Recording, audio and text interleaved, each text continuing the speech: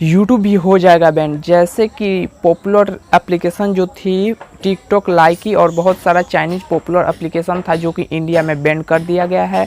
पूरा संख्या है पॉपुलर जो एप्लीकेशन थी चाइनीज एप्लीकेशन का 59 यानी 59 एप्लीकेशन को इंडिया में बैन कर दिया गया है पूरी तरह से। आप सर्च करके भी देख सकते हैं, नहीं मिलेगा आपको ये एप्लीकेशन।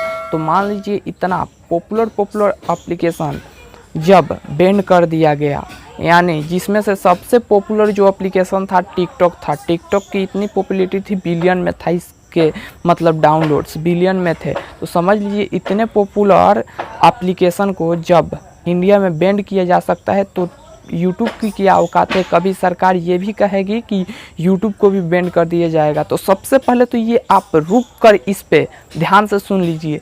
यदि आपका यह कहना है तो मान लीजिए उस पे लाखों लोग काम कर रहे थे, इंडिया के लाखों लोग काम कर रहे थे, बहुत लोगों का घर उसी से चल रहा था। कोई तो उस पे लाखों रुपया कमा रहा था तो कोई हज़ारों रुपया कमा रहा था। बहुत लोग ऐसे थे जिस पे बहुत दिनों से मेहनत कर रहे थे, अभी उनको सफलता मिली थी, और बहुत लोग ऐसे थे जिन्हें अभी सफलता मिलने वाली थी।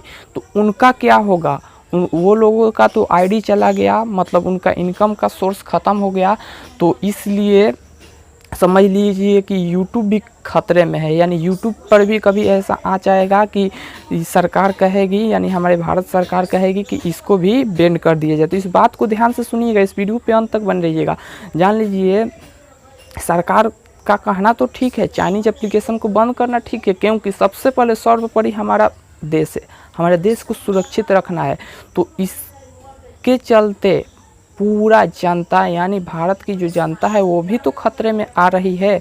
तो सरकार को ये भी सोचना चाहिए, कमेटी बनना चाहिए 10-20 लोगों का जो सॉफ्टवेयर बढ़िया बना सके, डेवलप कर सके और बढ़िया वैसा ही एप्लीकेशन बना सके, बनाकर और भारत को दे सके, ताकि लोग उस पर ट्रस्ट करें, विश्वास करें, विश्वास के साथ उस पर काम करें। समझ लीजिए उससे कितने लोग रोजगार उनसे मिला था टिकटॉक से। भले ही वो बैन कर दिया गया, सभी को उससे खुशी है, जितने लोगों का उससे कमाई हो रही थी या नहीं हो रही थी सबको खुशी है। लेकिन समझ लीजिए कभी टिकटॉक भी जैसे बैन हो गया वैसे ही यूट्यूब बैन हो गया तो क्या होगा लोगों का? लाखों करोड़ों लोग इस पे काम करते हैं, यूट्यूब पे काम करते हैं और बहुत मेहनत करते हैं पूरा दिन रात। कितना लोग तो अपना जॉब तक छोड़ देते हैं यूट्यूब करने के लिए, और कितना लोग टिकटॉक करने के लिए अपना जॉब तक छोड़ दिए थे। तो समझ लीजिए कि इस पर विश्वास करके ही ना छोड़े थे कि हम इससे अपना जीवन चला सकते हैं, जीवन यापन कर सकते हैं, इसीलिए छोड़े थे। सभी लोग टिकटॉक के लिए अपना जॉब भी छोड़ दिए थे, कितने लोग जो कि पॉपुलर हो गए थे। वैसे ही समझ लीजिए इतना हम लोग आज मेहनत करते हैं, हम क्या बड़े बड़े क्रिएटर इतना मेहनत करके वीडियो बनाते हैं, इतना पॉपुलैरिटी वो हासिल कर चुके हैं, उनके इनकम का सोर्स यूट्यूब हो चुका है। तो समझ लीजिए यूट्यूब यदि बैंड हो गया तो उनका क्या होगा? इतना मेहनत किए, पहले तो समझ लीजिए जो छोटे छोटे क्रिएटर हैं 4000 घंटा और 1000 सब्सक्राइबर पूरा करने में सालों साल लग जाते हैं। जी हाँ, सालों साल लग जाते हैं 4000 घंटा और 1000 सब्सक्राइबर पूरा करने में, तब जाकर मोनेटाइजेशन ऑन होता है। उसके बाद आपके वीडियो पे ऐड चलाए जाते हैं तो उसके बाद पैसा आपको मिलना शुरू होता है। 4000 घंटा पूरा कर लेते हैं उसके बाद ही।